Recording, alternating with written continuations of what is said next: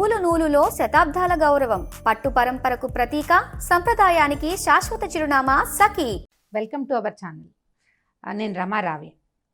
చాలామంది పొద్దున్నే లేవగానే యోగాకి వెళ్ళిపోతారు, వాకింగ్కి వెళ్ళిపోతారు.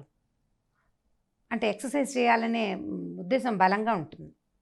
కాకపోతే మిగిలిన వాళ్ళకు కూడా అంటే మిగిలిన జనాలందరికీ కూడా చేయాలని ఉంటుంది, కానీ చేయలేకపోతారు. బద్ధకమో లేకపోతే టైం బాగా సెట్ చేసుకోలేకపోవటమో అలాంటి సమస్యలు ఉంటాయి. నాకు కూడా అలాంటి సమస్య ఉంటుంది. అయితే దీనికి పొద్దున్నే లేచి ఎక్సర్సైజ్ చేయటానికి ముందు రోజు రాత్రే ప్లాన్ చేసుకోవాలండి. ఒక ఫారిన్ వీడియోస్లో బోల్డ్ అని రకరకాల ఇంటర్నెట్లో వీడియోస్ కనిపిస్తుంటాయి. ఎప్పుడో ఒక 10-12 ఏళ్ల క్రితం చూశాను, నాకు ఇంట్రెస్టింగ్ అనిపించింది. 1-2 ఇంప్లిమెంట్ చేయడానికి ట్రై చేశాను. సరే, దాని మీద కొంచెం డెవలప్ చేశాను కూడా. దీన్ని రాత్రిపూట మనం కిచెన్ క్లీన్ చేసుకుంటారు, ఆడవాళ్ళకి సంబంధించిన వ్యవహారమే ఇది పూర్తిగా. వంటిల్లు పూర్తిగా క్లీన్ చేసుకోవటం, స్టవ్ ఒకసారి శుభ్రంగా తుడిచేసుకోవటం, డైనింగ్ టేబుల్ పూర్తిగా సర్దేసుకోవటం. ఇవి మొత్తం సర్దేసిన తర్వాత ఫ్రెష్గా కనపడుతుంది కదా కిచెన్. పొద్దున్న లేచేసరికల్లా మనకు ఆ పని ఉండదు. చాలామంది ఏం చేస్తారంటే రాత్రి భోజనం అయిన తర్వాత ఇంకా పని చేయ బుద్ధి కాదు. అంటే అందరూ నేను కూడా ఉన్నానండి అందులో. ఇక పని చేయాలనిపిస్తుంది. ఏదో టీవీ చూస్తున్నో, ఫోన్ చూసుకుంటున్నో, పుస్తకం చదువుకుంటున్నో కాలక్షేపం చేసి రేపు పొద్దున్నే 10 నిమిషాల ముందు లేచి చేసుకుందాంలే అని అనిపిస్తుంది. కాకపోతే ఆ 10 నిమిషాల ముందు కనుక మనం లేవలేకపోయామా, 10 నిమిషాలు వెనక్కిపోయినట్టేనా? అప్పుడు ఇంకేముంది ఎక్సర్సైజు, ఇంకేం లేదు. చిరచిరలు, విసుగు, చిరాకు, పని అవ్వలేదని అనుకుంటూ ఉంటాం, అలాగే మిగులుతుంది. కానీ రాత్రిపూట కనుక మైండ్ మేకప్ చేసుకుంటే, మన మైండ్ సెట్ని కొంచెం మార్చుకుని ఒక్క 15 మినిట్స్ 15 అంకెని స్టవ్ గట్టు మీద వేసి పెట్టుకోండి. అంటే స్టవ్కి పైన వెనకాల ఉండే గోడ మీద 151 వేయండి. 15 నిమిషాల పాటు పడుకునే ముందు కనుక పని చేస్తే అప్పుడు పొద్దుటిపూట ఎక్సర్సైజ్కి టైం ఉంటుందండి. అది కూడా పెద్దగా విపరీతంగా చేసేయక్కర్లేదు, ఈజీగా చేయొచ్చు. అది కూడా చెప్తాను. రాత్రే మనం స్టవ్ గట్టు తుడిచేస్తాము, ఖాళీ చేయాల్సిన గిన్నెలు తీసేస్తాము. పొద్దున్నే లేచి 4ంటికి లేచేసి గిన్నెలు దోమేసుకుని వాకిళ్ళు తుడిచేసే బంగారు తల్లులు ఉంటే వెల్ అండ్ గుడ్ అనుకోండి. మరి బంగారు తల్లుల్లో లేని వాళ్ళు, మామూలు జనం ఏం చేయాలంటే రాత్రి పని చేసేయాలి. అక్కడి నుంచి పొద్దున్నే లేస్తామా, లేవగానే వంటింట్లోకి వస్తే ఒకేసారి ఒక చిక్కు తీసిన ఫీలింగ్ వస్తుంది చూడండి. బాగా చిక్కుపడిన జుట్టును తీసేస్తే ఎంత ఫ్రెష్ ఫీల్ వస్తుంది, అలాంటి ఒక మంచి ఫీల్ వస్తుంది కిచెన్లోకి రాగానే. సో ఇప్పుడు ఆనందంగా మనం గుడ్ మార్నింగ్ మెసేజ్లు అవి చూసుకుందామని అనుకోకుండా ఫోన్ ముట్టుకోదండి పొద్దున్నే. సీరియస్లీ, ఫోన్ ముట్టుకున్నామా చెడిపోయామే, ఆ రోజుకి పోయింది. మనం గుడ్ మార్నింగ్ వాళ్ళు ఎవరో పెడతారు, మనం కూడా తోచక పెట్టకపోతే ఎట్లా, మనము గుడ్ మార్నింగ్ కొడతాం. ఈ లోపల 3, 4, 36 వస్తాయి. వాటన్నిటికీ సమాధానం చెప్తుంటే మనం రాత్రి మిగిల్చిన 15 నిమిషాలు గంగలో కలిసినట్టే. ఇంకా అందుకని ఇది చెయ్యొద్దు, అసలు ఫోన్ ముట్టుకోకండి. ఈ 15 నిమిషాల్లో కనీసం 7 నిమిషాలని మనం ఎక్సర్సైజ్ చేయొచ్చు.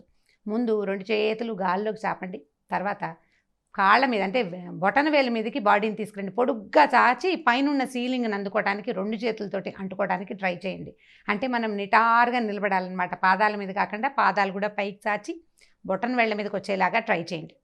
ఈ పైన పట్టుకోవడానికి ఒక 5 టైమ్స్ ట్రై చేయండి. పట్టుకోలేము, మనం ఊరికే వేళ్ళు అందిస్తాం, ఒళ్ళు సాగిపోతుంది ఒకసారి. ఒక 5 టైమ్స్ అది. ఆ తర్వాత చిన్నప్పుడు వానా వానా వల్లప్ప తిరిగి వెళ్ళం, అలా కూడా తిరగచ్చండి. అయితే ఇది సన్నగా ఉండి నాజుగ్గా ఉండి పర్వాలేదు మెయింటెనెన్స్లో ఉన్న వాళ్ళకి కాదండి. 40 ఇయర్స్ ఉండి మన బిఎంఎస్ బాడీ మాస్ ఇండెక్స్ మనం ఉండాల్సిన బరువు కంటే 20 కేజీలు చూపించే వాళ్ళ కోసం. మోకాళ్ళ నొప్పులు, నడు నొప్పులు, మెడ నొప్పులు ఉన్న వాళ్ళు జాగ్రత్త పడండి అమ్మా. రామారావు గారు చెప్పారని మాత్రం చేయకండి. చక్కగా వానా వానా వల్లప్ప తిరిగినట్టుగా 2 లేదా 3 సార్లు గుండ్రంగా మన చుట్టూతా మనం తిరగడానికి ట్రై చేయండి. 3 టైమ్స్ చేస్తే చాలు. ఈ 3 అయిన తర్వాత ఒక 3 గుంజీలు తీయండి 2 చెవులు పట్టుకుని. ఎన్ని ఎక్సర్సైజ్లు అయినాయి? 3 అయినాయి ఇప్పటికీ. తర్వాత మీరు నిన్న సాయంత్రం మీకు బాగా చిరాకు తెప్పించిన ఒక సంఘటనని, వ్యక్తిని జ్ఞాపకం చేసుకుని వాళ్ళని కొట్టడానికి ట్రై చేసినట్టుగా గాలిలోకి పంచెస్ వేయండి. ఒక 10 లేదా 8. అయితే ఇంట్లో వాళ్ళని తలుచుకోకండి. ఎప్పుడైనా అసంకల్పిత ప్రతీకార చర్యగా చేతులు వాళ్ళ మీదకి వెళ్ళిపోతాయి. అలా కాకుండా బయట విషయాల్ని తలుచుకోండి. ఈ 5 పంచెస్ నుంచి 8 పంచెస్ దాకా చేతితో ఏం లేదు, ఇట్లా ఫిస్ట్ చేస్తున్నట్టు, అంటే ఫైట్ చేస్తున్నట్టుగా. ఇది 4వ ఎక్సర్సైజ్. ఈ 4 అయిన తర్వాత ఒకసారి ముందుకి వంగి పాదాలు అంటుకోవటానికి ట్రై చేయండి. ఇది 5వ ఎక్సర్సైజ్. ఇవన్నీ కూడా 3 నుంచి 5 లేదా బాగా శక్తి ఉంటే 10 దాకా. ఈ 5 ఎక్సర్సైజులు 2-3 రోజులు చేసిన తర్వాత వీటి అంకెలు పెంచుకోండి. మొదటి రోజున చాలా బద్ధకంగా ఉంటుందండి, తర్వాత బాగా అలవాటైపోతుంది. ఇది కనుక మీరు రెగ్యులర్గా చేస్తే ఒక వారం రోజులు తిరిగేసరికి మీ పర్సనాలిటీలో వచ్చిన డిఫరెన్స్ మీకు తెలుస్తుంది. 10 రోజులు పోయాక జనాలకు అర్థమవుతుంది ఈవిడేదో కొంచెం స్లిమ్ అవుతోంది అని. అండ్ యాక్టివ్గా అవుతుందండి. రాత్రి మిగిల్చుకున్న 15 నిమిషాల్లో కనీసం సగం టైంని మీ శరీరం కోసం వినియోగించుకోండి.